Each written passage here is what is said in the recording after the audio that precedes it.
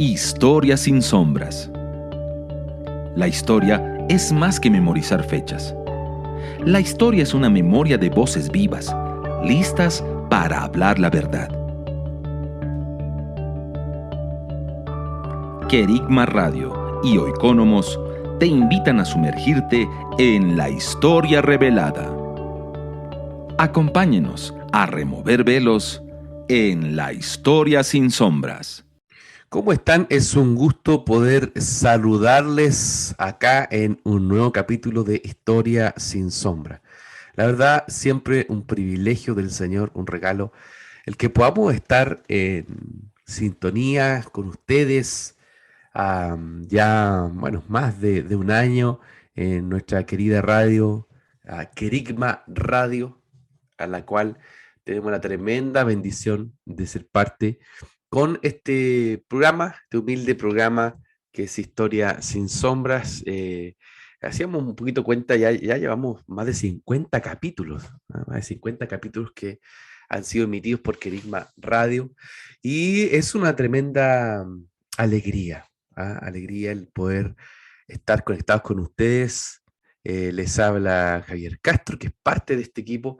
También nos acompañan siempre semana a semana Ángelo Palomino, Saray Jaramillo, que son parte de nuestro staff permanente acá en Historia sin Sombra, que también se hace con el Centro de Estudio Oikonomos, tiene su base en Santiago de Chile, y desde la cual hemos venido trabajando y desarrollando también múltiples proyectos, iniciativas, para poder ser una voz del reino de los cielos en los espacios públicos. Eso quiere decir en la educación, en la cultura, inclusive también en ámbitos de gobierno.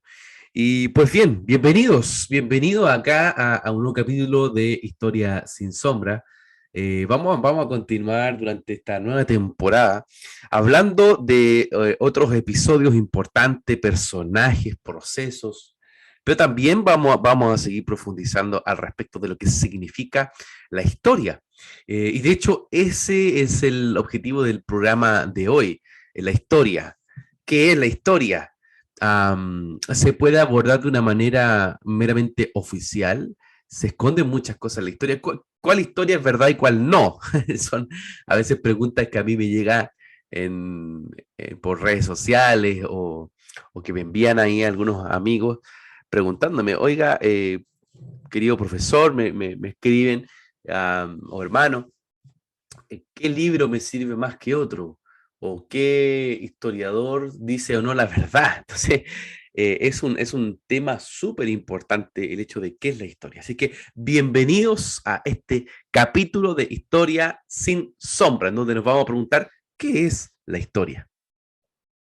Bueno, y en esta misma línea queremos entonces ahondar, ¿sí? Ahondar en la materia que nos convoca, que tiene que corresponder a esa pregunta: ¿qué es la historia? ¿Ya? Y vamos a ir a la base etimológica, ¿ya? Las ideas más, yo diría, que salen de la antigüedad griega, de la antigüedad, eh, en este caso clásica griega, donde el término historia, el término historia, bueno, se postula en el latín como historia, pero tiene su origen en el griego historien, que tiene que ver directamente con indagar, inquirir, ¿ya? Está relacionado con la capacidad de juzgar, de analizar los hechos, ¿ya? Entonces, historia en su base etimológica tiene que ver con indagar, inquirir o juzgar. Y por supuesto, esto asociado a los hechos del pasado. Yo me acuerdo hace unos años atrás a un profesor muy querido que ya partió, que era uno de mis profesores preferidos. Es interesante porque a veces uno leyó muchas cosas, en mi caso yo que estudié historia, pero es importante cómo los profesores te marcan, ¿sí? Cómo un profesor tiene la capacidad de entregarte una herramienta entregarte una visión de las cosas. Y yo me acuerdo que este profesor, que se llama el profesor Luis Carlos Parentini, él era especialista en historia de los pueblos amerindios o los pueblos originarios. Un aventurero total, tomaba su jeep y se iba viajando por múltiples pueblos de América Latina. Nos contaba de pronto que sus vacaciones eran salir desde Chile y pasar por el altiplano y llegar a incluso Centroamérica, México, y a ir viendo distintas comunidades indígenas, muy, muy interesante y muy apasionado con su trabajo, además. O sea, él vivía y respiraba la investigación histórica y sobre todo la investigación de terreno, de campo. Y él me acuerdo, en cierta ocasión nos decía, piensen lo siguiente, piensen que hoy día nosotros estamos en un momento histórico, pero ¿qué pasaría si se empieza los arqueólogos empiezan a explorar los restos de nosotros como cultura en 700 años después? ¿Ah? Entonces, decía, imagínense un arqueólogo se encuentra una lata de bebida, dice, oh, qué impresionante este resto. Y esa lata dice, no quiero auspiciar ninguna marca, pero el ejemplo que él daba, imagínense una lata que dice Coca-Cola, ¿ah? Coca-Cola. Y él diría, bueno, esta es la tribu de los Coca-Cola. Y de ahí quizás se haría toda una teoría y se escribiría el libro de la antigua cultura o el antiguo pueblo Coca-Cola. Entonces decía, es importante el hacer investigación con mucha profundidad, viendo las diferentes aristas, explorando, porque hay muchas cuestiones que se asumen como verdad, y ojo con ese aspecto que estoy recalcando y así ya va el ejemplo, hay muchas cosas que se asumen como verdad y no lo son, no lo son. Entonces ahí quedan cuestiones que en definitiva a veces pasa que quedan sombras. Como dice este programa, buscamos hacer una historia sin sombras, que, que salgan esos puntos intermedios donde la verdad se intenta desdibujar. Ahí vamos a profundizar en el concepto de verdad. Pero lo que voy es que es fundamental y es clave el ver cómo la historia ofrece una interpretación de las cosas. ¿Mm? Entonces, de pronto uno lee la historia de la conquista española o lee la historia de Ecuador, la historia de Colombia, pero la verdad es que ahí hay una interpretación, ahí hay una visión, hay una opinión de un autor, de un, en este caso, historiador o de arqueólogos, antropólogos, diferentes personas que van inquiriendo, pero al mismo tiempo van juzgando frente a una realidad del pasado. Entonces, es súper interesante el hecho de que nosotros veamos la historia como una disciplina que no es inocente. ¿Ah? Porque cuando nosotros nos enfrentamos a la historia y cuando hemos hablado en capítulos anteriores, ¿cierto? Hemos hablado de Bolívar, hemos hablado de la importancia que la Segunda Guerra Mundial tuvieron algunos intercesores, hemos hablado de el peronismo como religión política, o sea, múltiples temas que muchas veces eh, no se conocen capas que son fundamentales, ¿ah? No se conocen elementos que están ahí. Por ejemplo, hay un programa que también les recomiendo que puedan ahí escucharlo por Kerigma Radio y también nosotros en el YouTube, en el canal de YouTube de Oikonomos, también ahí están disponibles los programas para que ustedes puedan acceder. Si se perdieron algún programa, pueden tener esas dos vías o volver a escucharlo en alguna ocasión por Kerigma Radio o si no también ahí sintonizarnos en el canal de YouTube de Oikonomos o si no también preguntar, ¿cierto?, en las redes sociales tanto de Kerigma Radio como también en las redes sociales de Oikonomos. Entonces, es bastante... les iba a contar, hicimos un programa, me recuerdo, en el que hablamos de la dimensión teológica de el descubrimiento de América, si se le puede llamar descubrimiento o encuentro de dos mundos, como algunas personas también lo han denominado. O otros también, como Eduardo Gorman le llamó la invención de América, ¿ya? Bueno, pero ahí en ese capítulo lo que hicimos fue meternos con las lecturas que hizo Cristóbal Colón a esta, esta situación, a este proceso que él vivió. Porque Cristóbal Colón escribió el libro de las profecías. Bueno, de hecho también hay, más tarde hay una recopilación de muchos de los textos que él va a escribir.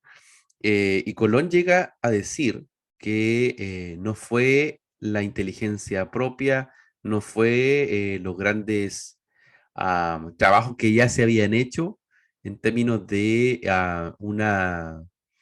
una investigación cartográfica, sino que él decía, yo llegué a este continente, al Nuevo Mundo, porque Dios lo permitió. Entonces Colón llega, por ejemplo, Colón llega a decir de que el descubrimiento de América es el cumplimiento de las palabras de la profecía de Isaías. ¿Mm? Él dice que, en definitiva, él cree que fue Dios quien puso sus manos sobre él, eso él pone en sus crónicas, para avanzar al cumplimiento de esta palabra profética. Y él le da también un matiz bien escatológico. Es decir, escatológico tiene que ver con el fin del mundo, el fin de los tiempos, mejor dicho, ¿cierto? Entonces él dice, estamos en el fin de los tiempos, llegando a tierra no conocida, tierra no explorada, hemos llegado al fin del mundo y hasta ahí tiene que llegar el Evangelio. Bueno, el tipo de evangelio que llegó no fue el mejor, ¿cierto? Porque hubo la cruz y la espada entre medio. Eso fue bastante complejo, bastante terrorífico de cómo se evangelizó el continente de una manera, bueno, en la que también hay bastante información de que la evangelización de las Indias y la idea esta de tomar el Nuevo Mundo, América Latina, como el bastión de la contrarreforma católica. Todo eso no era quizás mucho la idea de quizás de Colón. Pero bueno, a lo que voy es que eso no nos enseñan cuando nos hablan del encuentro de dos mundos, cuando nos hablan del descubrimiento americano, no nos enseñan de que Cristóbal Colón escribió el libro de las profecías y que él se identificaba con distintas figuras bíblicas, en particular con Isaías, con el apóstol Pablo, con el rey David. Colón entonces, por ejemplo, entendió su viaje a América no solo como un almirante, sino que él se veía a sí mismo como el cumplimiento de una palabra profética.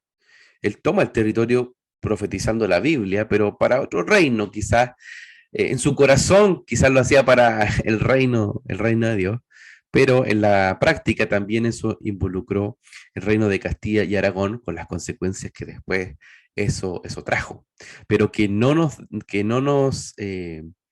nos dejen de lado estas visiones de la... Por ejemplo, el mismo Colón, él llega a decir, yo hablé que la Tierra era esférica, no solo por lo que Ptolomeo y otras autoridades geográficas de la época decían, sino que por Isaías 40, ¿ah? Isaías 40, 22, que habla del círculo de la Tierra. Ah, bueno, esa es una de las argumentaciones que también tiene el mismo Colón para hablar de la redondez o la circunferencia de la Tierra.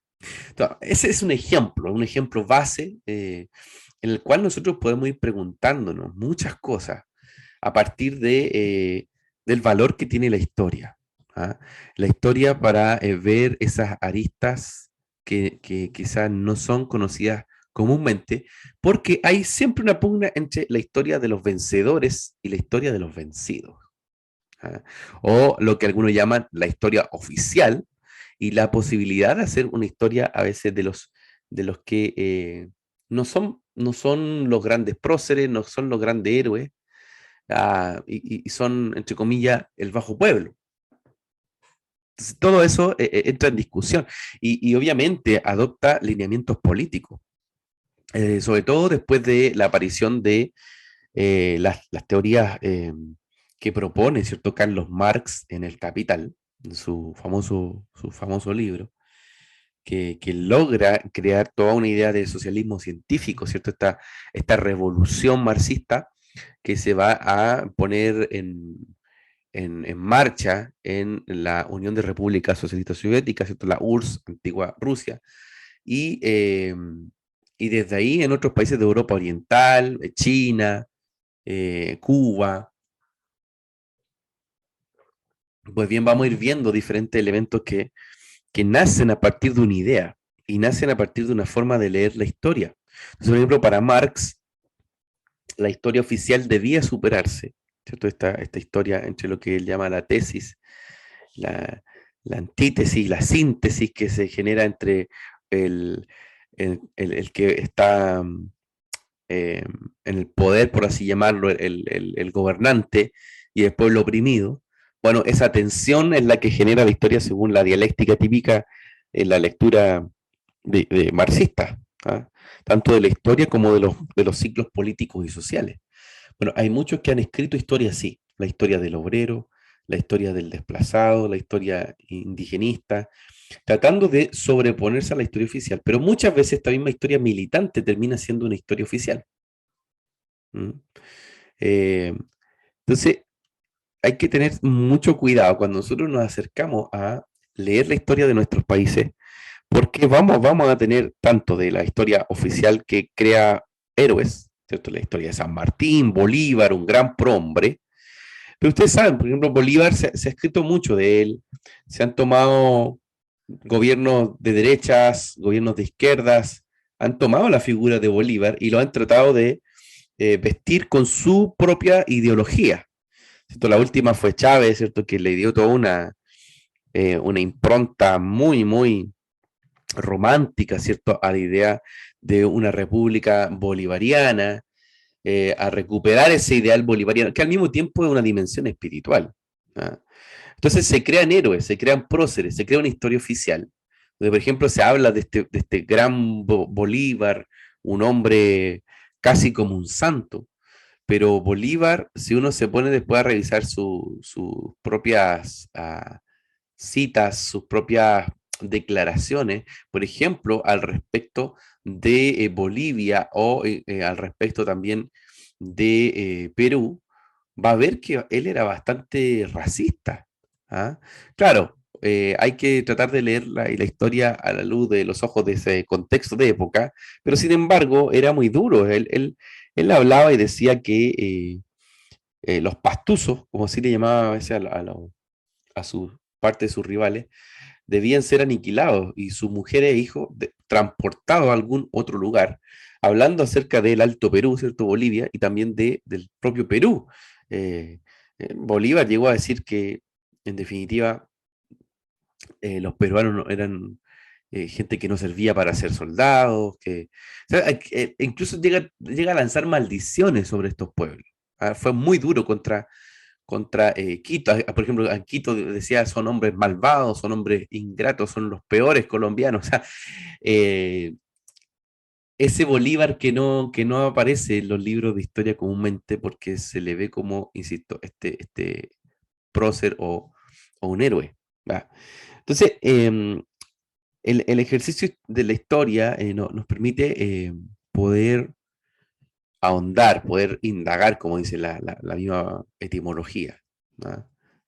Pero también es importante ver a quienes han estado construyendo historia en una dimensión más completa, ¿ah? Porque de Bolívar falta hablar esa parte, o por ejemplo de San Martín y sus problemas graves con el opio. O sea, José de San Martín era adicto, ¿ah? Por no decir drogadicto, pero él tenía una adicción muy fuerte hacia el opio. ¿Influyó eso en sus decisiones? ¿Influyó en sus movimientos también eh, de guerra? ¿Cómo eso también afectó su vida interna? Bueno, son muchas cosas que están ahí, si se dan cuenta. Y en este sentido, la historia nos ayuda, bueno, tradicionalmente se le define como una ciencia del tiempo, ¿cierto? Que ayuda a mostrar la actividad humana en un espacio-tiempo, eh, crear desde ahí memorias, a recuperar las memorias de lo que sucedió en una época pasada, por ejemplo, si hablamos del Holocausto, ¿cierto? No olvidar lo que sucedió con casi más de 6 millones de judíos que fueron aniquilados por la Alemania nazi, ¿sí? La historia entonces serviría a no repetir los mismos horrores, ¿ah? O sea, no hacer los mismos errores para no llegar a los mismos horrores. Bueno, hay un profesor que era muy interesante que yo tuve también, Y él decía, lo que más podemos aprender de la historia es que el hombre siempre vuelve a cometer los mismos errores. Y claro, porque en una naturaleza caída y pecaminosa hay muchas historias que lamentablemente se han repetido en distintos lugares del mundo. Y en otra ha habido cambios, y cambios donde también el reino de Dios se ha acercado. O sea, creo que eso da para otro programa, ¿cierto? Para ver las implicancias que ha tenido la reforma protestante, la verdad, ¿cierto? De nuestra fe, ¿ah?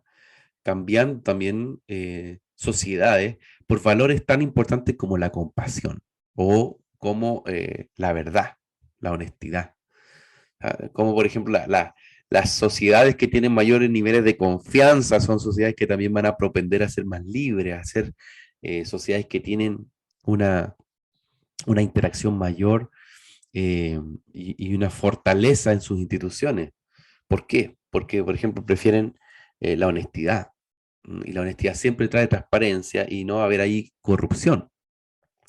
Bueno, todo eso te le hoy heredaron algunos países de la Europa, de la antigua Europa protestante, pero que hoy día está tambaleante. O sea, Europa está en una situación muy compleja porque también se están desdibujando su historia, ¿ah? Se están cambiando sus memorias.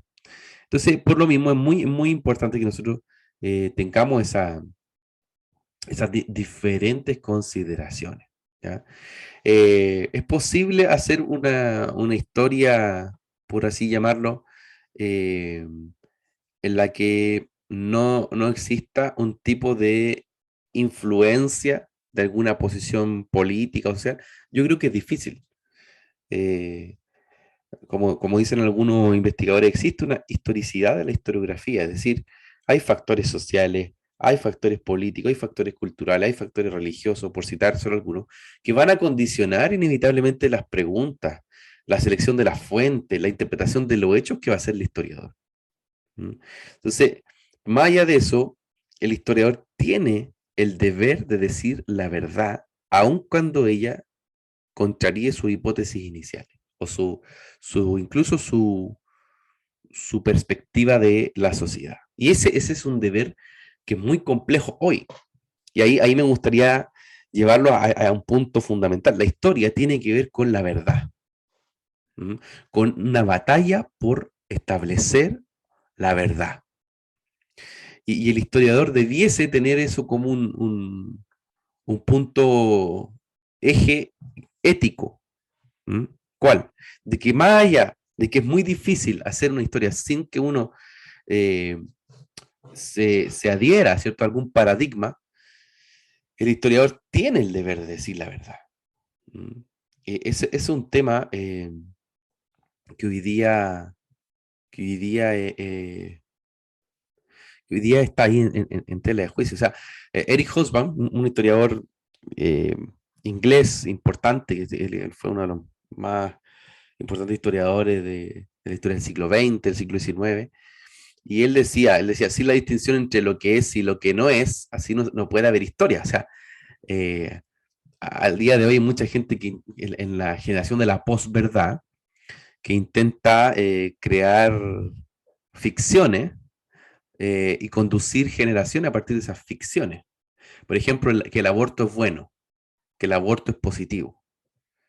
Eh, para mí eso es una mentira. ¿Ah?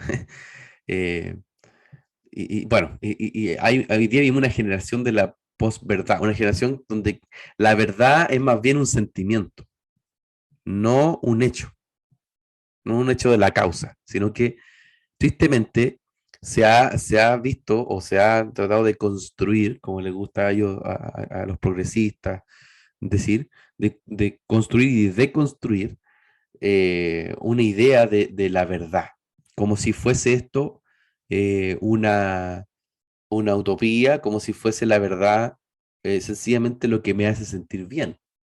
Pero no, hay hechos concretos. O sea, como le decía, Hobsbawm decía, sin la distinción entre lo que es y lo que no es así, no puede haber historia. Por ejemplo, Roma venció y destruyó a Cartago en las guerras púnicas y no fue al revés. ¿Ah? El hecho es cómo reunimos e interpretamos nuestra muestra escogida de datos verificables. ¿Ah? que pueden incluir no solo lo que pasó, sino que lo que la gente pensó de ello, también es otra cosa.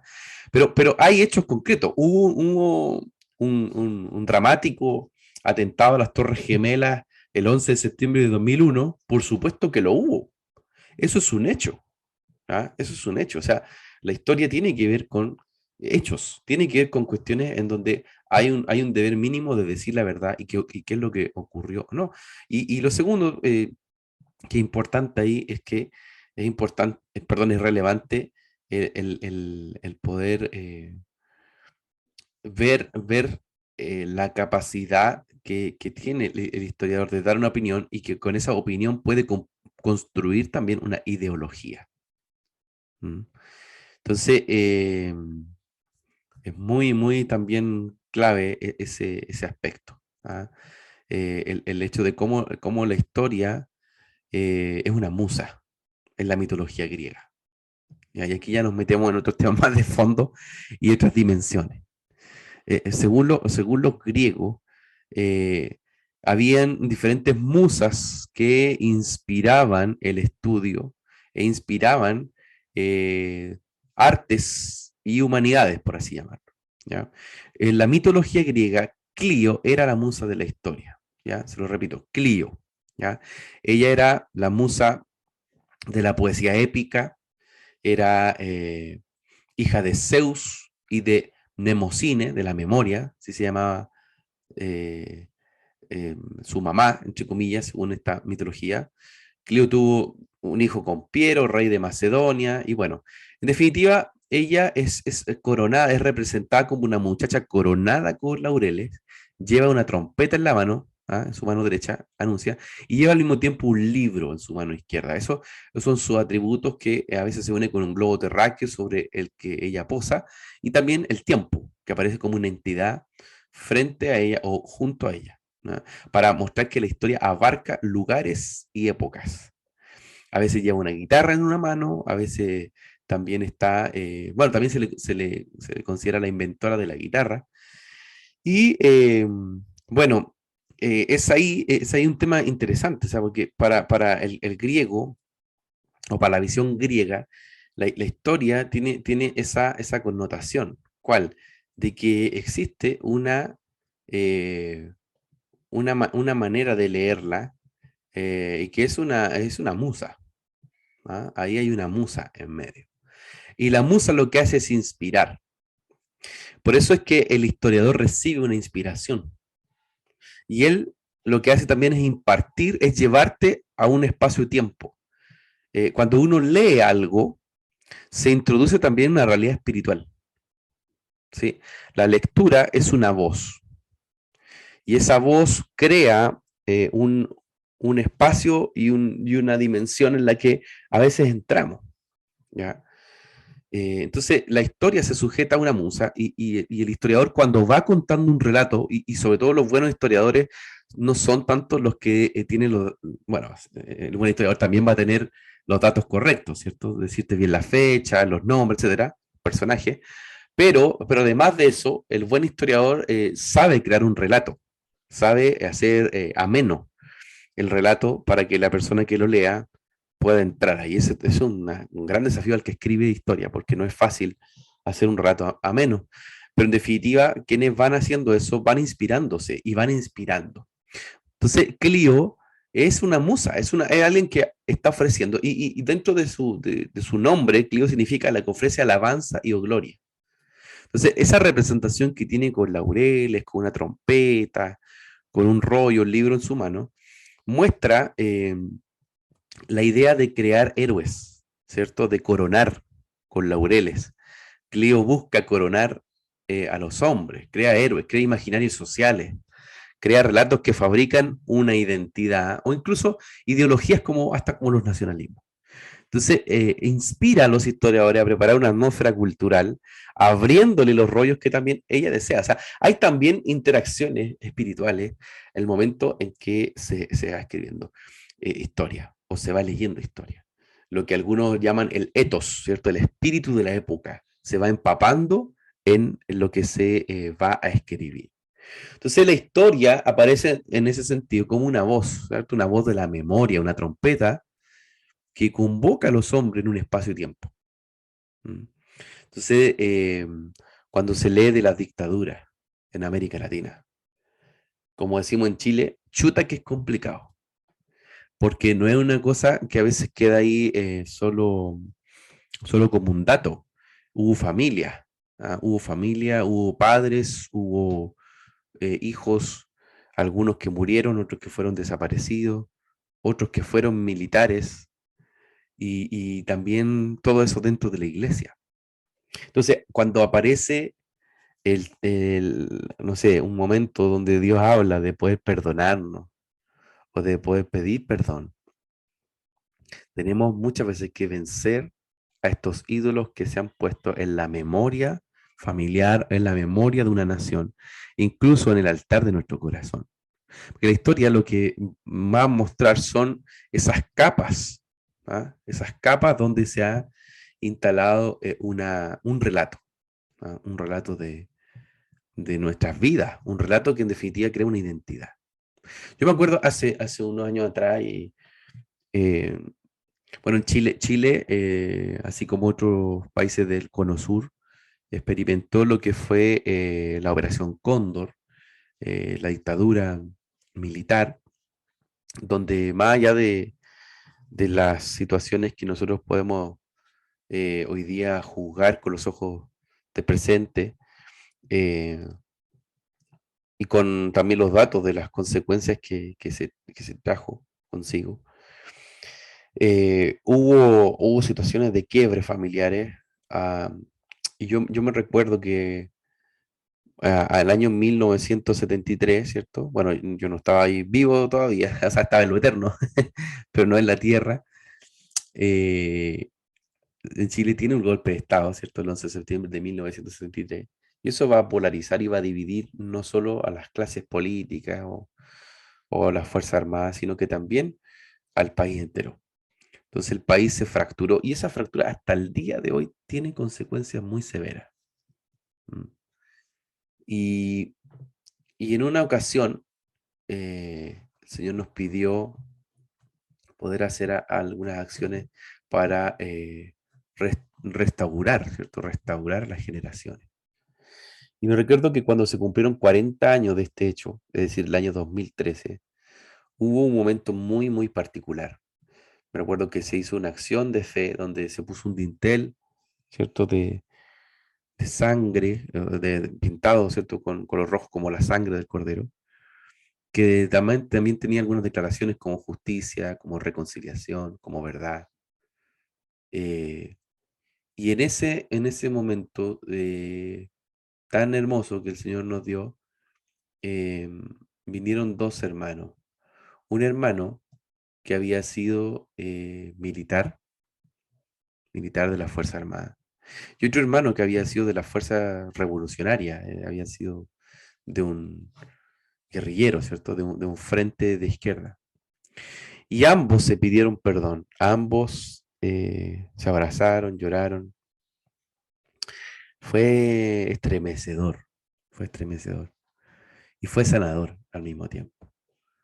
La historia empezó ahí a cerrar algunos capítulos, por así llamarlo, y vimos que hay velos de mentiras que hasta el día de hoy provocan ese dolor en la memoria, pero que no solo queda en el olvido, o sea, perdón, no solo queda en el pasado, aun cuando muchas veces se quiere olvidar, no solo queda en el pasado, sino que el presente sigue trayendo amargura de espíritu, o raíces de amargura.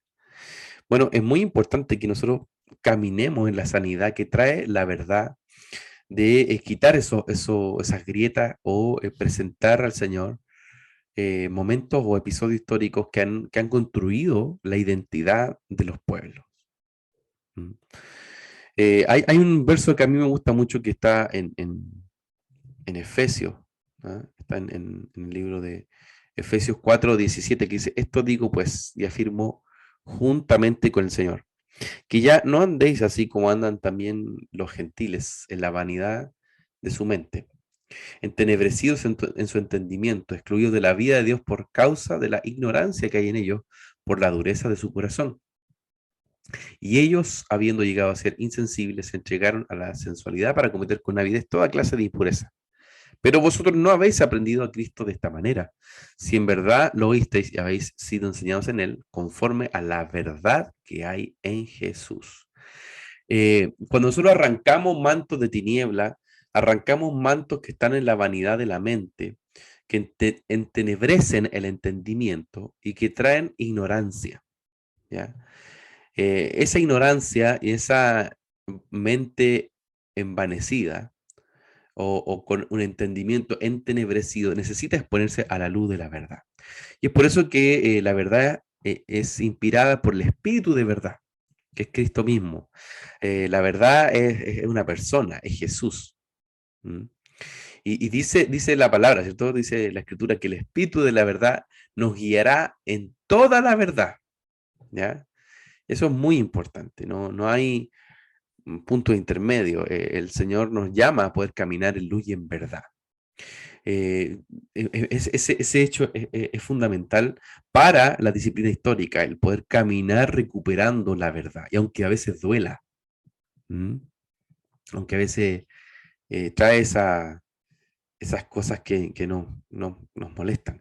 La historia entonces es mucho más que información insignificante o algo que no sé, dato, pura información. No. La historia tiene ese objetivo de. Es como un investigador privado, como dicen también algunos otros historiadores, como el oficio de Sherlock Holmes, ¿ah? Que toma una lupa y empieza a investigar las huellas. ¿Ah? Eso es parte del trabajo del historiador. ¿Y por qué? Porque además, ¿hacia dónde va la lupa? Hacia la verdad. Eso debiese pasar con la historia, de poder caminar hacia la verdad, porque la verdad trae libertad, y eso es un principio, más que un principio, es una ley. Es una ley como la ley de la gravedad, ¿cierto? Lo que sube cae, por lo menos esa ley que rige um, la, la, eh, la forma física de cómo se entiende la interacción de los cuerpos, o incluso la ley de la termodinámica. Es decir, hay leyes que están ahí presentes. Y dentro de esto también hay una ley que la verdad siempre va a traer libertad. La verdad nos va a liberar. Es decir, conoceréis la verdad y la verdad os hará libre. Pero además profundiza en Juan, ¿cierto? 8:36, dice que además si el Hijo nos liberta, seremos verdaderamente libres. Y el Hijo es la verdad. O sea, Cristo mismo es la verdad. Entonces, la historia, como disciplina, se preocupa del ser humano, las acciones sociales en ese tiempo y espacio, pero va más allá de una definición humanista de solo quedarse en ver esencialmente al hombre. ¿Ah? Hay definiciones que están ahí. Hay un libro clásico para los que estudian historia que se llama Introducción a la Historia, de Marc Bloch, ¿cierto? El famoso historiador francés que, bueno, pelea en la Primera Guerra Mundial junto a Lucien Febvre, fundan una escuela, la Escuela de los Anales en Francia, donde hay toda una manera de ir escribiendo historia a partir de ello. Y ellos lo que ponen es una definición humanista. Ellos dicen el objeto de la historia es esencialmente el hombre, o mejor dicho, los hombres. ¿Mm? Las demás cosas, el paisaje, las máquinas, todo eso interactúa hacia el centro que es el hombre. Esa definición para nosotros como hijos del reino, como hijos del Señor, está limitada. ¿Por qué? Porque nosotros sabemos que la historia no tiene como centro únicamente lo que pase con el hombre, sino lo que Dios quiere hacer con el hombre, ¿m? O el propósito que Dios tiene sobre un pueblo.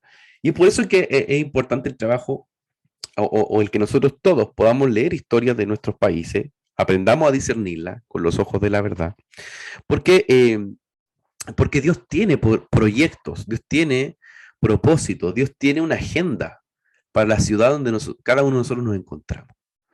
Y para eso hay que pararse a ver cuáles han sido esos fundamentos en los cuales se han construido las culturas, las mentalidades que gobiernan sobre las generaciones a las cuales debemos discipular. Entonces la historia te muestra cuáles son esas bases, en qué están sostenidos, por qué piensan así los jóvenes de hoy, por qué hay dolor, por qué hay violencia, por qué hay desesperación.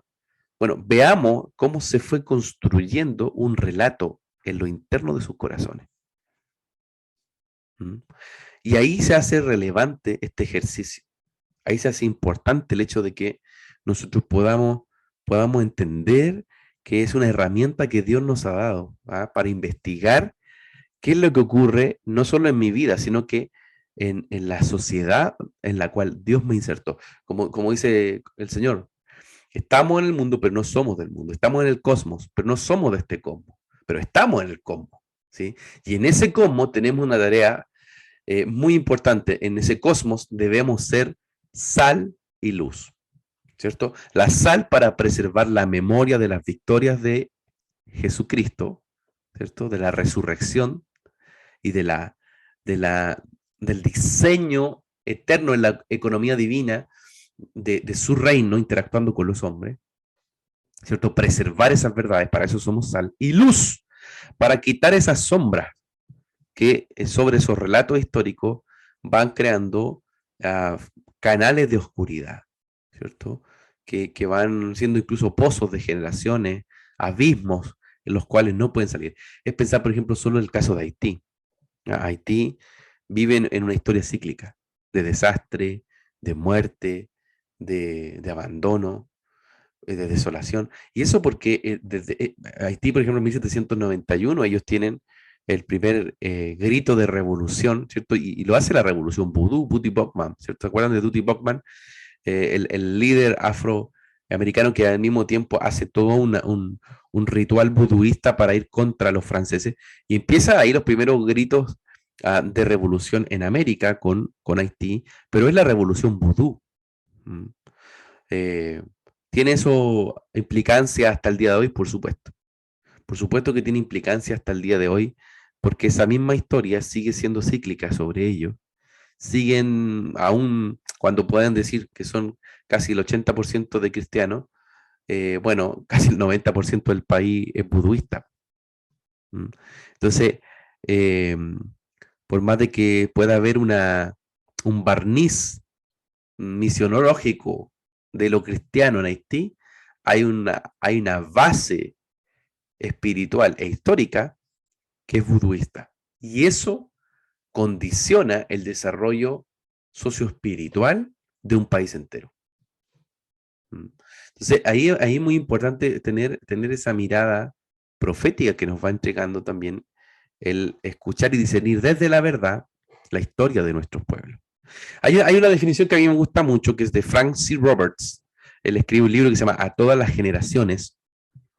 Y Frank C. Roberts se dedica ahí a hablar de una mirada más completa de la historia. Él dice, la historia no es solo una historia humana. Dios actúa en ella. Leerla solamente en función de los hechos de los hombres es como tratar de descubrir el contenido de un libro solo con tocarlo. En esta forma autolimitante, nadie puede discernir en forma verdadera lo que ha estado ocurriendo. Dejando a Dios fuera del cuadro, obtenemos un relato desequilibrado y apartado de los acontecimientos. Y por supuesto, ¿cierto? Frank C. Roberts lo habla en relación a nosotros desde una cosmovisión cristiana, cómo tenemos que leer nuestra historia familiar, personal y también la historia de nuestras naciones, cómo Dios quiere actuar en ellas. Y el papel que nosotros tenemos hoy día, no solo para mirar desde afuera, sino que también para ser agentes de transformación. Y como dice la Escritura, ¿cierto? Embajadores de reconciliación. Entonces, bueno, hay que es bien importante el trabajo que se puede hacer mirando la historia con una perspectiva más de fondo, ¿cierto? Superando la idea solo de memorizar. La memoria es importante, por supuesto, pero esa memoria debe tener un objetivo y ese objetivo es la identidad. ¿Ah?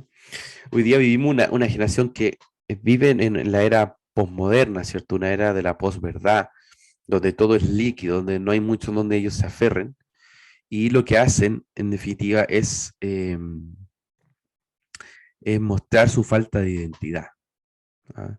Entonces, la historia también ayuda a eso, a mostrar un poquito de dónde venimos eh, y nosotros discerniendo también qué es lo que debemos hacer, sobre todo como pueblo de Dios, ¿cierto? No, a veces nos ven y nos dicen, ah, ustedes son los evangélicos, en algunos lugares son más peyorativos, dicen los canutos, por ejemplo, en Chile, o en otros los evangelistas, y hablan en un tono, bueno, bastante peyorativo, queriendo hacernos ver de que los cristianos en América Latina, por ejemplo, no tienen tradición por ser de un continente católico, por tener hoy día sobre todo una influencia muy atea, pero eso es un error, es un grueso error. Nosotros tenemos una historia milenaria, una historia de lo eterno. O sea, estamos conectados a Abraham, estamos conectados más que a Abraham incluso a a un linaje que es el linaje de Melquisedec, rey de justicia y rey de paz. Desde ahí viene nuestra historia viene del trono, viene del resucitado.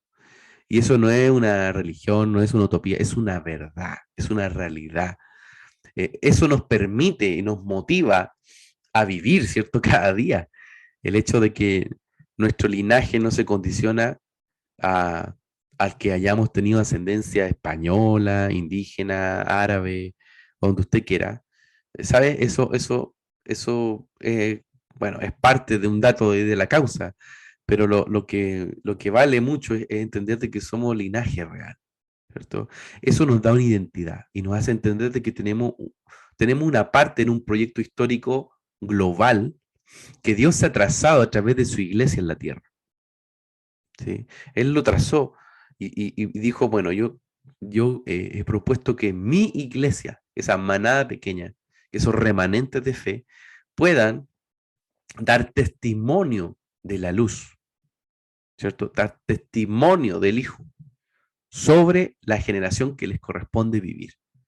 Y para eso hay que hacer historia, es decir, me refiero a que hay que marcar nuestras generaciones, entendiendo de que nuestra identidad no tiene que ver mucho con solo mirarnos eh, con lo que ha ocurrido, de dónde venimos, de dónde somos, a un nivel terrenal.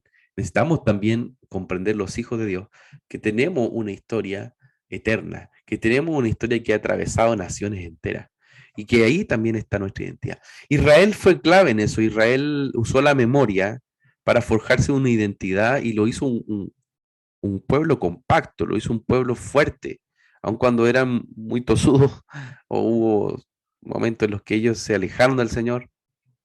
Bueno, tenían una identidad cultural muy fuerte, ¿sí? Y lo muestra, por ejemplo, el libro de Deuteronomio, en el capítulo 32, 7 dice, recuerda los días de antaño, considera los años generación por generación, pregunta a tu padre y te declarará, a tus ancianos y te lo dirán. ¿Sí? Entonces, eso fue muy importante para Israel porque trajo una idea de identidad, nos hizo ser un pueblo aparte, ¿cierto? Apartado para el propósito de Dios. Y hoy día nosotros también tenemos que enfrentar esa, esa formación de identidad. O sea, hay una batalla también por crear identidades. El judío destapaba el oído contando su historia para desatar una identidad. Ese era el modelo judío, destapar el oído para desatar identidad. ¿Mm? Y estaba también eso bueno, en Deuteronomio 6 que te dice, yo te mando estas palabras, las repetirás a tus hijos y hablarás de ellas estando en tu casa, y andando por el camino y al acostarte y cuando te levantes. Es decir, hay toda una fuerte directriz, hay un lineamiento para escuchar y formar identidad. ¿Por qué? Porque igual un pueblo sin historia es un pueblo sin identidad. Entonces, claro, aparece Halloween y hay países que llegan y lo adaptan sin más. A mí me ha parecido muy paradójico como muchas veces se da este tema, ¿cierto? Que Happy Halloween, se andan hablando uno u otro. Y la verdad que es una forma bueno, de celebrar la muerte. Y ahí no hay claridad porque no hay identidad. ¿Ah? Eh, Siempre la historia desde Sion nos va a desatar visión, siempre nos va a ayudar a develar sofisma, Y en este sentido, la historia debiese ayudarnos para tener un uso profético, a examinar, por ejemplo, la cosmovisión, la mentalidad en donde nosotros estamos.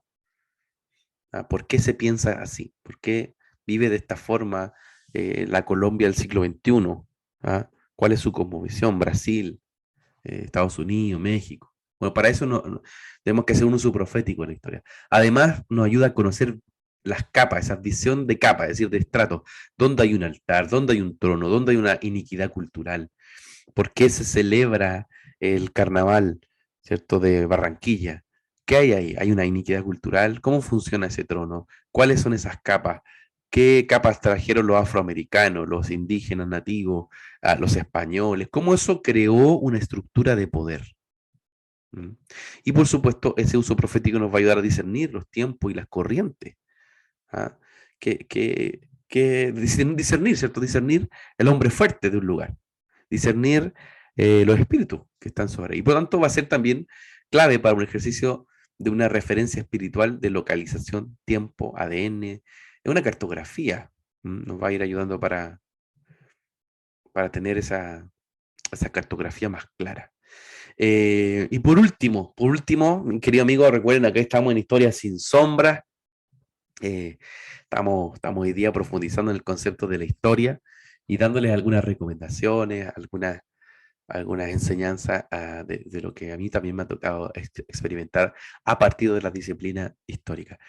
Bueno, investigar es interceder. Y por tanto, cuando nosotros nos metemos con la historia, estamos también investigando. Estamos poniéndonos en la brecha. Estamos intercediendo, quería decir. Cuando nosotros investigamos, estamos intercediendo, estamos poniéndonos en la brecha. Estamos viendo cosas que otros no han visto. Y ahí aparece la palabra, cosas que ojo no vio, ni oído escuchó, y suben al corazón. A veces aparecen así, uy, con tal sentido, este pueblo se llama así. Se llama, o significa, por decir algo, lugar de abismo, y un lugar de aguas y abismo. Y aparece la revelación más fuerte de un montón de otras cosas que Dios habló sobre esa ciudad tiempo atrás. Entonces suben a nuestro corazón cosas que nuestro ojo antes no vio y nuestro oído tampoco antes había escuchado. Entonces, hay muchas cosas que Dios tiene preparadas y bueno, yo disfruto mucho el poder trabajar ahí en esa área, también sirviendo al cuerpo de Cristo. Bueno, mis queridos, quizás habría muchas otras cosas que seguir hablando, pero ya se nos va acabando el capítulo del día de hoy. Y es muy importante el hecho de que nosotros podamos mirar esta disciplina, la historia, como una herramienta profética para ser más efectivos como intercesores y poder también caminar en pos de la verdad. ¿Sí? Bueno, mis queridos amados, amadas, una vez más les bendigo. Agradezco al Señor la posibilidad que tenemos acá en Querigma Radio de compartir. Recuerden, este programa es un programa que tiene esa tarea de quitar esos mantos. Casi siempre hablamos de muchos temas y personajes. Hoy día solo nos dedicamos al concepto de historia y espero que sea esta nueva temporada también una temporada que edifique sus vidas y que traiga revelación del Espíritu Santo en diferentes tareas, diferentes áreas que ustedes también están llevando a cabo en sus países. Un abrazo grande. Recuerden, cualquier cosa pueden sintonizar permanentemente ahí Querigma Radio y escucharnos, sino también en nuestros canales de YouTube de Oikonomos, o sino también ahí en las redes sociales. Que el Señor les bendiga poderosamente. Este ha sido un nuevo capítulo de Historia sin Sombra. Chao, nos vemos. Hemos concluido un nuevo recorrido por la historia. Sin olvidar que la verdad nos hace libres.